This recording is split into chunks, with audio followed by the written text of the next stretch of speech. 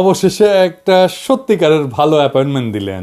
তিনি আমাদের প্রিয় ডক্টর খলিলুর রহমানকে উপদেষ্টার মর্যাদায় তার হাই রিপ্রেজেন্টেটিভ হিসেবে নিয়োগ দিয়েছেন। সম্প্রতি আমি খলিল ভাইকে দুইবার ইন্টারভিউ করছিলাম, যেগুলো আপনারা অনেকেই দেখছেন। এই যে এই দুইটা, যারা দেখেননি তাদের জন্য লিঙ্ক ডেসক্রিপশন বক্সে দিয়ে দিচ্ছি। আমাকে অনেকেই বলছেন এগুলো ছিল মাস্টার ক্লাস ইন্টারভিউ। খলিল ভাই, আপনাকে প্রাণঢালা অভিনন্দন, শুভেচ্ছা। বাংলাদেশের 1 নম্বর আন্তর্জাতিক সমস্যা অর্থাৎ রোহিঙ্গা সমস্যার গুরুভার এখন আপনার স্কন্ধে। সেই সাথে যোগ হয়েছে অগ্রাধিকারমূলক বিষয়াবলী। হাই রিপ্রেজেন্টেটিভ পদবিটা অত্যন্ত উপযুক্ত হয়েছে। এতে কইরা দেশে বিদেশে উভয় জায়গাতেই প্রধান উপদেষ্টার উচ্চ প্রতিনিধি হিসাবে আপনি দায়িত্ব পালন করতে পারবেন। এই বিশাল দায়িত্ব পালনে সূক্ষ্ম এবং জটিল কূটনৈতিক দক্ষতা এবং ব্যাপক জাতীয় এবং আন্তর্জাতিক অভিজ্ঞতার প্রয়োজন। আপনারা সবাই বুঝতেছেন, এর শতভাগ আপনার আছে খলিল ভাই। এছাড়া তত্ত্বাবধায়ক সরকারের প্রধান উপদেষ্টার দপ্তরে নিবিড়ভাবে কাজ করার পূর্ব অভিজ্ঞতাও আপনার আছে। এটা হয়তো অনেকেই জানে না। তাই আপনি এই দায়িত্ব পালনে পুরোপুরি সফল হবেন সে বিষয়ে আমি নিঃসন্দেহ। 6টা কারণে আমি খলিল ভাইয়ের এই নতুন দায়িত্ব গ্রহণে আনন্দিত। আসেন দেখি সেগুলো কি কি। প্রথমত, জুলাই বিপ্লবে তার অবদান। আপনারা পর্দায় যে বিধ্বংসী পিনাকিকে দেখছেন, সেই পিনাকির সারথি ছিলেন খলিল ভাই। আমি নিজেকে বলি অর্জুন আর খলিল ভাইকে শ্রীকৃষ্ণ। এটা একটু ব্যাখ্যা করি। গল্পটা মহাভারতের। চাচাতো ভাইদের মধ্যে রাজ্য নিয়ে যুদ্ধ। এক পক্ষের সেনাপতি অর্জুন। অর্জুন ভালো ধনুর্ধর, ভালো যোদ্ধা, কিন্তু বিপক্ষে অনেক বীর আছে যারা অর্জুনের চাইতে খারাপ না যুদ্ধবিদ্যায়, ধনুর্ধর হিসাবেও খারাপ না, কেউ বরং ভালো।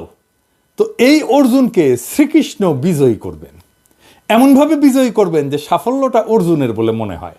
তো ভগবান হইয়াও তিনি অর্জুনের রথের সারথি হন, পুরা যুদ্ধে পরামর্শ দিয়া, উপদেশ দিয়া, কাউন্সেলিং কইরা, এমনকি অর্জুনের প্রাণ বাঁচায় শ্রীকৃষ্ণ অর্জুনকে যুদ্ধ জয় করে দেন। শ্রীকৃষ্ণ না থাকলে ওই যুদ্ধে অর্জুনের বিজয়ী হওয়ার বিন্দুমাত্র সম্ভাবনা ছিল না। এই যুদ্ধের শুরুতে তো বিপক্ষ শিবিরে আত্মীয় স্বজন দেইকা অর্জুন ধনুর্বাণ ত্যাগ করে বলছে, তাইলে হালায় যুদ্ধেই যাবো না। তারে যুদ্ধে নামানোর জন্য যা যা কইয়া শ্রীকৃষ্ণ অর্জুনকে মোটিভেট করেছিল, সেটাই হইতেছে গীতা। যাই হোক, গত 3 বছর খলিল ভাইয়ের সাথে আমার দিনে অন্তত 1.5 থেকে 2 ঘন্টা কথা হইতো। অফিস থাকলে আমি অফিসের শেষে জিমে যাই, আপনারা জানেন। জিম থেকে বাইরে হইয়া আমি হাঁটতে হাঁটতে খলিল ভাইকে কল দিতাম। সেই কলটা বাসায় আইসা শেষ হইতো আমার ডিনারের আগে আগে।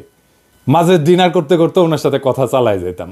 কিভাবে কখন কোন ন্যারেটিভ যাবে সেটা ঠিক করতাম আমরা, একে অন্যকে চ্যালেঞ্জ করতাম।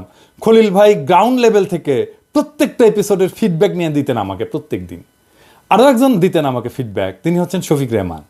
কোন কথা কিভাবে বলতে হবে, কোনটা ভালো হয়েছে, কোনটা অতটা ভালো হয়নি, খুঁটায় খুঁটায় ফিডব্যাক দিতেন শফিক ভাই। সেজন্যই আমার এপিসোডগুলো দিনে দিনে দিনে দিনে মান বাড়ত। আমার মতো মাথা গরম মানুষকে মাথা ঠান্ডা করে শিখিয়েছেন খলিল ভাই, আইডিয়া দিয়া, উপদেশ দিয়া। সর্বোপরি ফ্যাসিবাদ নির্মূলের আশার প্রদীপটা নিরন্তর জ্বালায় রেখা তিনি আমার পাশে ছায়ার মতো থাকছেন সবসময়। তার সঙ্গে যে সব বিষয়ে আমার মতের মিল হয়েছে তা কিন্তু না, কিন্তু ভিন্ন মতকে সম্মান দেখানোর একটা অসাধারণ গুণ খলিল ভাইয়ের আছে, যেটা আমি অনেকের মধ্যে দেখতে পাই না।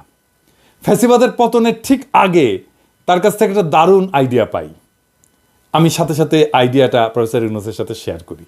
জাতিসংঘে একটা কাজ, যেটা প্রফেসর ইউনূস আমার অনুরোধে করছিলেন, আর খলিল ভাই জাতিসংঘে ওনার সাবেক সহকর্মীদের মাধ্যমে ফলো আপ করেছিলেন। সেটা গণখুনি হাসিনার দ্রুত পতনের পিছনে ওই কাজটার একটা ভূমিকা ছিল, ছোট হোক বড় হোক। দ্বিতীয় কারণটা হচ্ছে খলিল ভাইকে সরকারে নিয়ে প্রফেসর ইউনূস মেধার প্রতি তার অঙ্গীকার ব্যক্ত করলেন। বাংলাদেশের প্রথম রেগুলার বিসিএস পরীক্ষায় খলিল ভাই প্রথম হয়েছিলেন। ওই সময় 1600 নম্বরের পরীক্ষা হইতো। একই বছর ঢাকা বিশ্ববিদ্যালয়ের অর্থনীতিতে MA পরীক্ষায় তিনি প্রথম শ্রেণীতে প্রথম হন। 3 বছরের কম সময়ের মধ্যে আমেরিকার 2টা শীর্ষ শিক্ষা প্রতিষ্ঠান থেকে তিনি আইন এবং কূটনীতিতে MA এবং অর্থনীতিতে PhD ডিগ্রি অর্জন করেন। এবং তারপরে অনেকে থেকে যায় আমেরিকায়, উনি থাকেন নাই, দেশে ফিরে আসেন। এরপর বাংলাদেশ সরকার এবং জাতিসংঘের বিভিন্ন গুরুত্বপূর্ণ পদে তিনি সাফল্যের সঙ্গে কাজ করেন। এই যে আপনারা দেখেন না যে আমাদের গার্মেন্টস সেক্টর এত দ্রুত প্রসার লাভ করলো, তার একটা প্রধান কারণ হচ্ছে বিশ্বের বাজারে শুল্কমুক্ত প্রবেশাধিকার পাওয়া।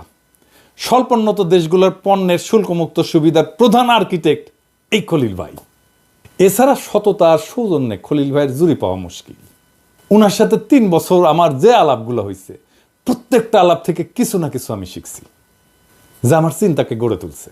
তৃতীয় কারণটা হচ্ছে রোহিঙ্গা ইস্যুটাকে প্রফেসর ইউনূস তার সর্বোচ্চ অগ্রাধিকার সমূহের সাথে যুক্ত করছেন। আগে তিনি বলছেন যে এটা হচ্ছে বাংলাদেশের সবচেয়ে বড় আন্তর্জাতিক সমস্যা, আমাদের জাতীয় নিরাপত্তার ইস্যুটাও এটার সাথে গভীরভাবে জড়িত। নির্মম গণহত্যার শিকার একটা অসহায় জনগোষ্ঠীর নিরাপদে এবং সকল অধিকার সহ প্রত্যাবর্ষণের বিষয়টা নিয়ে গণখুনি হাসিনা কোনো ধরনের উল্লেখযোগ্য উদ্যোগী নেয় নাই, এবং ডাইনি রোহিঙ্গাদের আশ্রয় দিছিল নোবেল পুরস্কার পাওয়ার অসৎ এবং কুৎসিত আকাঙ্ক্ষায়। নোবেল পাওয়ার কারণে প্রফেসর ইউনূস সারা বিশ্বে বাংলাদেশের মুখচ্ছবি হিসেবে আবির্ভূত হয়েছেন, এমনকি মুজিবের ইমেজকেও অনেক গুণ ছাপায় গেছেন তিনি। এইটা হাসিনার গায়ে জ্বালা ধরায় দেয়। কিন্তু যখন সে দেখলো যে এই পুরস্কার পাওয়ার কোনো উপায় বা সম্ভাবনা নাই, তখন থেকে রোহিঙ্গা ইস্যুকে সে চরম অবহেলার দৃষ্টিতে দেখছে। এ বিষয়ে ইন্ডিয়ার লাইনকে সে অন্ধভাবে অনুসরণ করছে। এমনকি গণহত্যাকারী ঘৃণিত মায়ানমার জান্তা, যারা কিনা বাংলাদেশের সাথে চরম শত্রুতামূলক আচরণ করছে, তাদের কাছে নতজানু হয়ে থাকছে। ফলে জাতীয় এবং আন্তর্জাতিক অগ্রাধিকার তালিকা থেকে এই ইস্যুটা প্রায় খসে পড়ছে। প্রফেসর ইউনূসকে শুকরিয়া, তিনি এই টপ প্রায়োরিটি ইস্যুটাকে পুনরুজ্জীবিত করার মহৎ উদ্যোগ গ্রহণ করছেন এবং খলিল ভাইয়ের মতো একজন মেধাবী, দক্ষ এবং যোগ্য ব্যক্তিকে এই দায়িত্বটা দিচ্ছেন। চতুর্থ কারণ হচ্ছে যে খলিল ভাইকে সরকারে নেওয়ার মাধ্যমে দেরিতে হইলেও প্রফেসর ইউনূস জুলাই বিপ্লবে বেসরকারি বিশ্ববিদ্যালয়ের অবদানকে স্বীকৃতি দিলেন। আন্দোলনে বেসরকারি বিশ্ববিদ্যালয়ের ছাত্রছাত্রীরা বিশাল ভূমিকা পালন করছেন, তাদের অনেকে আত্মদান করছেন। এর মধ্যে আছে ইস্ট ওয়েস্ট বিশ্ববিদ্যালয়ের ছাত্র শিক্ষক কর্মকর্তাদের একটা বিরাট অবদান। খলিল ভাই এই বিশ্ববিদ্যালয়ের অন্যতম প্রতিষ্ঠাতা এবং ট্রাস্টি বোর্ডের একজন সদস্য। 5 নম্বর কারণ হচ্ছে দীর্ঘকাল প্রবাসে থেকেও খলিল ভাই খাঁটি বাংলাদেশি রয়ে গেছেন। বছর 4 আগে তিনি আমেরিকান নাগরিকত্ব লাভের যোগ্যতা অর্জন করছিলেন, তা সত্ত্বেও তিনি আমেরিকান নাগরিকত্বের জন্য আবেদন করেননি। আমি মেলাবার জিজ্ঞেস করছি উনাকে এই কারণটা, উনি এড়ায় গেছেন। একবার উনি বলছেন যে আমেরিকান নাগরিকত্ব গ্রহণের শপথ গ্রহণের প্রক্রিয়ায় বাংলাদেশের নাগরিকত্বের সাথে সকল সম্পর্ক ছিন্ন করতে হয়। এক সময় জাতিসংঘে বাংলাদেশের পতাকা হাতে নিয়ে নিজ দেশে প্রতিনিধিত্ব করছেন, সেই কারণে বাংলাদেশের সাথে তার সম্পর্ক ছিন্ন করাটা তার পক্ষে কষ্টকর বোধ হয়েছে। এখনো তাই তার হাতে শুধু বাংলাদেশের পাসপোর্ট, অন্য কোনো দেশের পাসপোর্ট নাই। আর শেষ কারণটা হচ্ছে যে খলিল ভাইয়ের সাথে আমার সাম্প্রতিক 2টা টক শো, মানে যেটাকে আমি শ্যাডো ক্যাবিনেট বলছিলাম, সেটা খুব পপুলার হয়েছিল। আমার শ্যাডো ক্যাবিনেট থেকে একজন এক্সপার্ট ক্যাবিনেটে যাইতেছেন। বিভিন্ন বিষয়ে খলিল ভাইয়ের গভীর জ্ঞান, অভিজ্ঞতা এবং ব্যক্তিত্ব ব্যাপকভাবে প্রশংসিত হয়েছিল। কিন্তু ওই টক শো এর পরে অনেকে আমাকে ব্যক্তিগতভাবে বলছেন যে এটা ছিল মাস্টার ক্লাস ইন্টারভিউ। অসংখ্য শ্রোতা কমেন্ট করছিলেন প্রফেসর ইউনূস যেন খলিল ভাইকে তার সরকারে অন্তর্ভুক্ত করেন। তিনি তাদের চাওয়া পূর্ণ করছেন। আমার এবং আমার শ্রোতা দর্শকদের তরফ থেকে প্রফেসর ইউনূসকে এই জন্য অতিরিক্ত সাধুবাদ জানাচ্ছি। এইবার কলে লাইন ধরতে পারে কেউ কেউ আমার চ্যানেলের শ্যাডো ক্যাবিনেটে আসার জন্যে, বুঝছাও। তবে এই পুরা বিষয়টায় আমার আরো একজনকে ধন্যবাদ দেওয়ার দরকার আছে। তিনি হইলেন খলিল ভাইয়ের স্ত্রী সাথী ভাবি। কারণটা একটু বিশদ খুলে বলি আর কি, অনেকে হয়তো জানেন না, খলিল ভাই হয়তো কোনোদিন বলেন নাই। সাথী ভাবিও কিন্তু ঢাকা বিশ্ববিদ্যালয়ের অর্থনীতি বিভাগে খুব ভালো ছাত্রী ছিলেন। পরে বস্টনের নর্থ ইস্টার্ন ইউনিভার্সিটি থেকে অর্থনীতিতে MS করেন। এই সময় জেনেভায় জাতিসংঘে পাবলিকেশনস অফিসার হিসেবে কর্মরত ছিলেন তিনি। কিন্তু সন্তানদের বড় করার প্রায়োরিটি মনে করায় তিনি তা কন্টিনিউ করেননি চাকরিটা। সন্তানদের বড় করাতেই তিনি তার সমস্ত সময় এবং এনার্জি ব্যয় করছেন। খলিল ভাইয়ের 2 কন্যা, বড় মেয়ে আমার পেশার, মানে কলম্বিয়া এবং হার্ভার্ড ট্রেন ডাক্তার এবং নিউ ইয়র্কের সবচেয়ে বড় হসপিটাল চেনের নিউরোক্রিটিক্যাল কেয়ারের পরিচালক। ছোট মেয়ে জর্জটাউন বিশ্ববিদ্যালয় থেকে আইনে ডক্টর জুরিস ডিগ্রি লাভ করে ওয়াশিংটনে একটা বৃহৎ আইন প্রতিষ্ঠানের পার্টনার। আমেরিকায় আইন পেশার এটা খুব উঁচু একটা পদ। খলিল ভাইয়ের বড় মেয়ে, তার স্বামী, তার 2 সন্তান নিয়ে খলিল ভাইদের সাথে কানেকটিকাটের গ্রিনিচ শহরে থাকেন।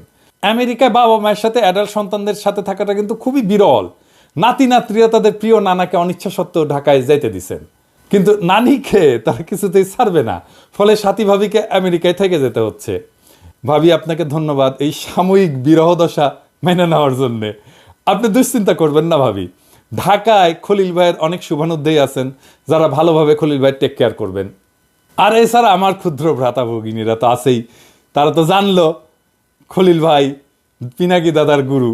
তাইলে খলিল ভাই যেইখানে যাবেন সেখানেই আমার ক্ষুদ্র ভ্রাতা এবং ভগিনীরা উনার কাছে আসবেন এবং উনার টেক কেয়ার করবেন।